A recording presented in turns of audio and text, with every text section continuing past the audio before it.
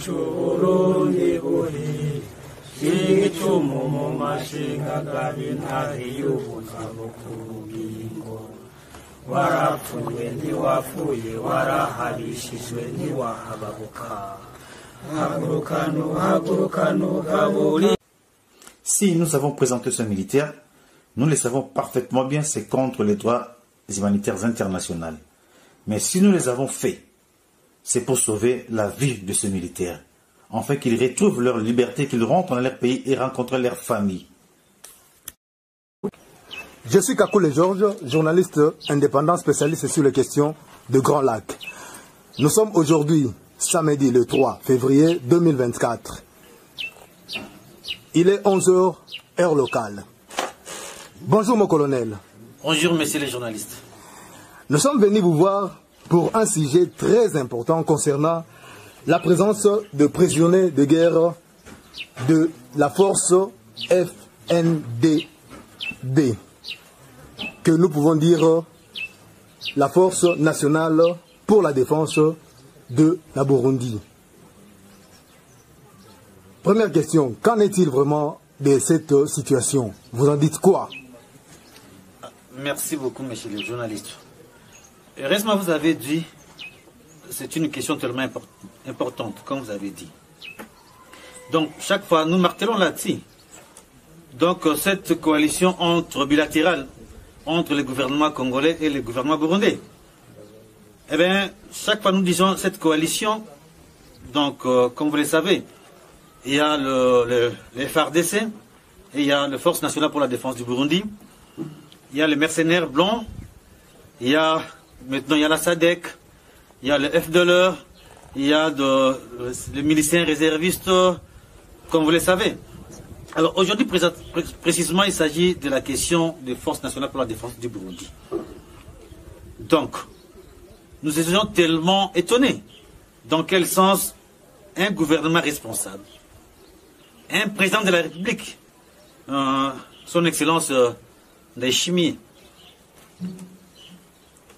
contredire ce que nous avons dit. Dire qu'il n'a pas de prisonniers burundais qui sont aux mains du 1-23. C'est regrettable pour un gouvernement responsable. Aujourd'hui, messieurs les journalistes, vous allez voir vous-même ces militaires qui sont là. Vous allez les interroger vous-même. Donc, ce que Ndayishimiye a dit, c'est faux et archi-faux. Donc, il y a une relation bilatérale entre le président Tshisekedi et le président Ndayishimiye. Vous avez vu vous-même comment est-ce que le président Ndayishimiye est allé causer avec la jeunesse à Kinshasa. Il est allé les former comme les Imbonerakure. Donc, tout cela, pourquoi ils ont un agenda caché. L'agenda consiste à quoi? Vous-même, vous le connaissez peut-être plus que moi. Et c'est regrettable. Mais ils ne réussiront pas cet agenda. Car nous sommes des Congolais, nous battons pour une cause juste et noble. Aucun étranger peut venir sur notre sol pour se battre contre nous, peut réussir. Personne. Merci.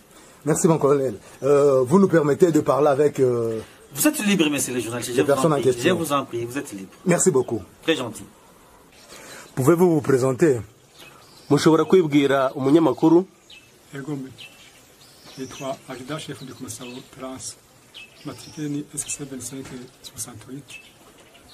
Ikambi ni 411.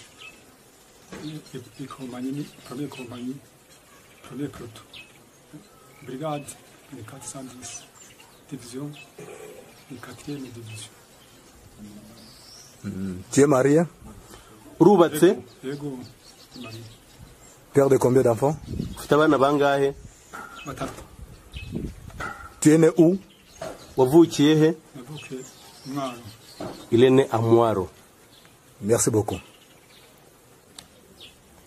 Nitwa Agida Chef Nkuziza, matricule SC3232, nkaba yinjiye mu gisirikare cy'u Burundi mu mwaka wa 1996 i Bururi Beso.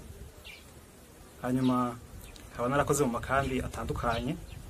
Ubu nkaba nakora muri état major ya première division itwagwa na general de brigade Nyamugaruka. Nkaba nari mu sous-officier adjoint chef de peloton. Merci beaucoup. nitwa Kapula Chef Shimimana Charles, matricule HR 16 $56 matricule. Nkaba ninjiye mu 2001 Feyi Bururi. Nkaba nakoreye mu kambi zitandukanye. Nkaba natwagwa mu kambi 122. Ikaba yatwara Colonel Lieutenant Colonel Niyokindi Joel. Nkaba ikambi yatwagwa muri brigade 120. Nkaba nari mu ikomanyi ya mbere, proto ya mbere, chef de keep, afise umugore n'abana 5. Nitwa première classe Ndeho Kubayo Jafet, matricule HR 28 39. Aba natwagwa mu batayo ya Saonze, brigade 110. Seyi wanakoreye, seyi nakoreyemwo ni Mutukura, nakoreye fromage. Abafise umudamu nkabamba ibujumbura. Merci beaucoup. Nitwa première classe Ndikumana Mirasi, matricule 83 678. Ninjiriye mu ntara y'Amakamba igisoda, nkoraseye ahantu bita mu Mabanda. Nkogo mu kambi ya 412, division ni 410. Merci beaucoup. Nitwa première classe Nzisabira Ferdinand, nkaba mvuka mu ntara ya Bubanza, commune Mpanda. Nkaba nakoreye formation mu ntara ya Mwaro. Matricule ni 26968 62.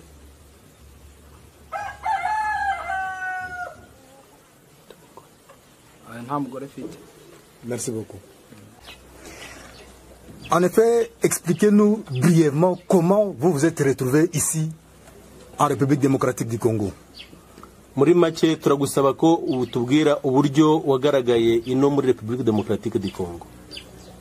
Jewe kugira nshikino muri Congo na barantoye aho nakorera, hanyuma ndagenda guhura n'abandi bavuye mu yandi makambi, turagira ibatayo, hanyuma haragira umunsi ukwegerana twese, hanyuma turaja ku kibuga c'indege i Bujumbura, baraduha ibikoresho jaye n'iteni n'inkoho, baraduha teni ya FARDC, hanyuma tuca turura indege iradushikana Igoma. Dushikanye Igoma twaciye twurira amakamyo ya gisirikare atujana ahitwa Mushake, hanyuma tuja ku mapodisiyo ku dusozi dutandukanye kugira ngo tugwane n'abanyarwanda.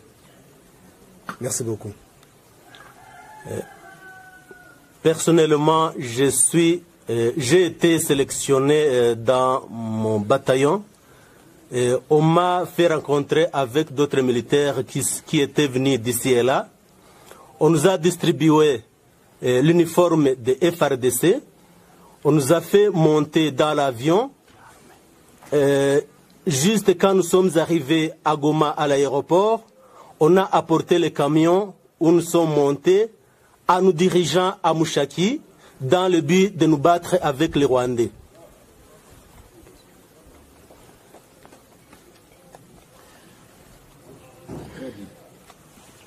Tu viens de dire que tu as été tiré dans une unité pour aller former une nouvelle unité. Quel était l'effectif de cette nouvelle unité et qui était au commandement de cette nouvelle unité? Umaze kuvuga ko wakuwe muri unité wabagamo. Ese mwari bangahe nyuma yo guhuzwa n'abandi? Ikindi ninde wayoboraga iyo unité nshya mwari mumaze gukora? Jewe maze kuva muri unité natwagwa muri État Major Première Division, twarahuye n'abandi batowe mu yandi makambi atandukanye duhurira ahitwa ku Mudubugu, hanyuma tugira ibatayo y'umunani ya Tafok, twari effectif iri hagati y'amajana 600 n'amajana 7, ikaba yari iyobowe na Lieutenant Colonel Singirankabo. Merci beaucoup. J'ai été sélectionné de l'état-major à la première division. J'ai rejoint d'autres militaires à Mudubugu, provenant de leurs unités respectives. Nous avons formé le 8e bataillon Tafok, qui était composé de personnes estimées entre 600 à 700 militaires. Ces militaires étaient commandés par le lieutenant-colonel Singirankabo. Nous avons suivi maintenant votre président, le président Ndayishimiye, qui a nié qu'il n'y a pas de prisonniers de guerre burundais qui ont été capturés. Qu'est-ce que vous vous demandez? Kumvise ko President Ndayishimiye w'i Burundi yahakanye ko nta mfungwa za gisirikare zafashwe na M23. Ese mwebwe mwabamusaba iki? Icyo dusaba nuko imiryango yacu na société civile y'u Burundi na communauté internationale bodufasha bakadusobera leta y'u Burundi ikumvikana na M23 isanzwe dufite kugeza ubu kugira ngo badusabire baturekure dusubire mu Burundi. Nous demandons à notre famille, à la société civile burundaise et à la communauté internationale de nous faire les plaidoiries en disant au gouvernement burundais de négocier avec le M23 afin que nous puissions rentrer dans notre patrie burundaise. Merci beaucoup. Ikindi dusaba nuko M23 itoha agaciro ijambo ryashikirijwe na perezida w'u Burundi ko atangabo z'u Burundi zafatiwe ku rugamba na M23, ahubwo tukayisaba yuko hamwe leta y'u Burundi yosaba M23 kuturekura kugira dusubire mu gihugu cyacu cy'u Burundi, yo byorosha ikaturekura kuko tuzi ko isanzwe yubahiriza agateka ka zina muntu. Dufatiye kuva dufatwa kugeza uyu munsi turabona yuko nta kibazo kirekire twagize, hanyuma tukabona kuja guhumuriza imiryango yacu kugeza ubutazi ko turiho nuko twapfuye bakabona kuva mu gahinda barimo. Nous demandons au M23 de ne pas considérer les propos du président du Burundi qui a refusé que les militaires de son pays ont été capturés par les militaires du M23. Mais plutôt, dès que le gouvernement du Burundi aura la bonne volonté de nous rapatrier, que le M23 nous facilite en répondant favorablement à la demande de notre gouvernement. Et nous ne manquerons pas à féliciter l'armée du M23 qui nous a bien protégés depuis notre captivité. Ikindi gira gatatu saba na bagenzi banje turi kumwe nuko leta y'u Burundi yodufasha ikumvikana na M23 kugira ngo badufashe batworohereze dusubire gutaha mu gihugu cyacu cy'u Burundi. Merci beaucoup. Pour la troisième chose, nous demandons au gouvernement du Burundi de collaborer avec le M23 afin que nous puissions être libérés et rentrer chez nous au Burundi. Ikindi kigira kane twosaba nuko leta y'u Burundi yovugana na M23 kugira ngo abagenzi bacu baguye ku rugamba aho twafatiwe barimo n'abayobozi ko imibiri yabo yojanwa mu Burundi kugira ngo ishingurane iteka.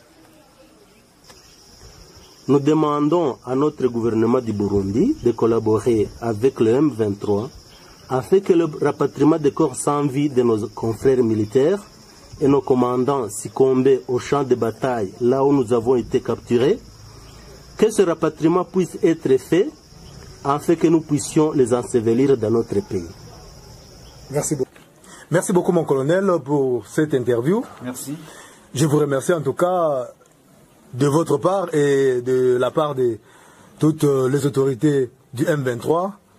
En tout cas, je ne sais pas si vous avez quelque chose à ajouter par rapport à ce que nos amis, le Burundais, ont dit. Mais ils ont interpellé, vous savez, ils ont chanté leur hymne national. C'est un grand signe. Ils interpellent leur gouvernement. Je pense que le gouvernement doit être responsable. Si vous avez des prisonniers de guerre dans les grands pays du monde, qu'est-ce qu'ils font? Ils négocient au lieu d'aller dire encore que non, l'M23 n'a pas les prisonniers de guerre burundais.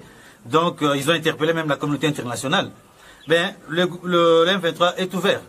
Est ouvert, ils sont là, ce sont des prisonniers de guerre, mais ils sont bien traités. Si la communauté internationale plaide pour leur cas, alors, qu'est-ce que nous allons faire? Nous allons donner à la communauté internationale. Oui. Donc, nous n'avons pas un problème. Donc, pour nous, nous sommes ouverts pour tout. Mais ce qui est grave, c'est leur gouvernement. Lorsqu'un gouvernement responsable nuit ses enfants, comme ça ses fils,